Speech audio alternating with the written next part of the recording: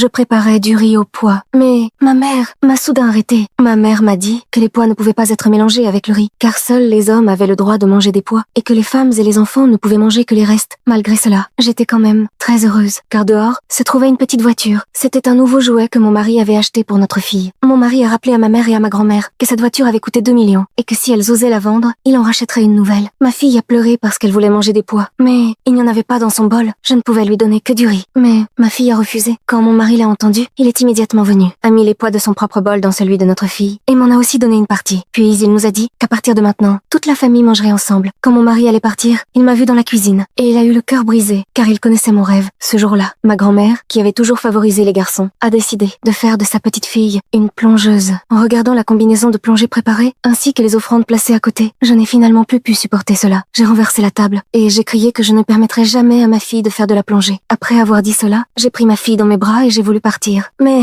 ma grand-mère l'a arrêtée, car sa propre fille à elle était morte dans un accident de plongée il y a de nombreuses années. Elle a tendu la main pour reprendre sa petite fille. Mon mari n'aurait jamais imaginé que, lorsque lui n'était pas à la maison, je vivais dans de telles conditions. Après avoir vu son fils revenir, la femme a immédiatement rejeté la faute sur moi. Mon mari n'a rien dit, il a simplement posé en silence les pois et les livres d'histoire qu'il avait achetés pour sa fille. Ensuite, il a pris sa fille dans ses bras, m'a emmené avec lui, et nous avons quitté cette maison. À l'extérieur, nous avons loué une petite maison. À partir de ce jour, notre fille a pu manger des pois tous les jours. Tant que notre fille voulait quelque chose, mon mari faisait tout pour la satisfaire. Mais cette vie heureuse nous a presque empêchés de payer même le loyer. Chaque fois que le propriétaire venait réclamer le loyer, nous cachions les dessins accrochés au mur. Mon mari expliquait qu'il cherchait actuellement du travail et qu'après avoir reçu son salaire à la fin du mois, il paierait tous les loyers en retard. Ce jour-là, j'ai découvert que le récipient où nous gardions le riz était vide. Je voulais demander de l'aide à quelqu'un. Alors, j'ai pris mon courage à deux mains et je suis allée demander de l'argent au propriétaire. Mais l'homme a refusé de m'aider. Je n'avais pas d'autre choix que de retourner chez ma grand-mère pour demander de l'aide. Mais une fois arrivée là, je n'ai fait que pleurer, sans avoir le courage de parler. Finalement, je n'ai toujours pas réussi à emprunter de l'argent. Ce soir-là, ma grand-mère est soudainement venue chez nous et a sorti un livret d'épargne de sa poche. Quand j'ai vu le montant inscrit dessus, j'ai été stupéfaite. Ma grand-mère m'a dit que cet argent avait été économisé avant la guerre, grâce à la vente de riz et de soupe. Elle avait peur que son fils le dépense inutilement. Alors, elle l'avait toujours caché. En réalité, avant la mort de ma mère, elle était allée voir ma grand-mère et lui avait demandé de m'aider une fois si je rencontrais des difficultés. Après avoir entendu tout cela, mon mari et moi avons tous les deux pleuré. Finalement, nous avons utilisé cet argent pour acheter un bateau. J'étais enceinte et je dansais de bonheur, tandis que mon mari me regardait tranquillement au loin. Plus tard, notre deuxième enfant est né. Cette fois-ci, c'était un garçon. Après avoir appris la nouvelle, ma belle-mère et ma grand-mère sont venues me rendre visite d'elles-mêmes. Elles étaient devenues beaucoup moins arrogantes et espéraient que j'emmène mon fils rendre hommage aux ancêtres. Mais, à ce moment-là, j'étais déjà enceinte de mon troisième enfant. Alors j'ai utilisé cette raison pour refuser leur demande. Cette fois, ma belle-mère et ma grand-mère ne m'ont pas grondée. Quand mon mari est rentré à la maison, avec notre fils sur le dos, et qu'il a vu sa mère et ma grand-mère debout là, sa première réaction a été de penser qu'elles étaient encore revenues pour me créer des problèmes. Je me suis rapidement expliquée, en disant que ma mère m'aimait maintenant beaucoup, et que grâce à ce bateau, ma vie s'améliorait de plus en plus. Mon mari a voulu que je donne un nom au bateau, afin que, moi aussi, je puisse laisser une trace sur cette mer qui m'appartenait. En entendant cela, j'ai été très surprise. Selon la tradition de l'île de Jeju, la présence d'une femme à bord d'un bateau porterait malheur, et pourrait même mettre en colère le roi dragon de la mer. Mais mon mari ne croyait pas à ces superstitions. Il ne croyait qu'à une seule chose. Le plus grand malheur pour lui était de ne pas avoir ma présence et celle de nos enfants à ses côtés.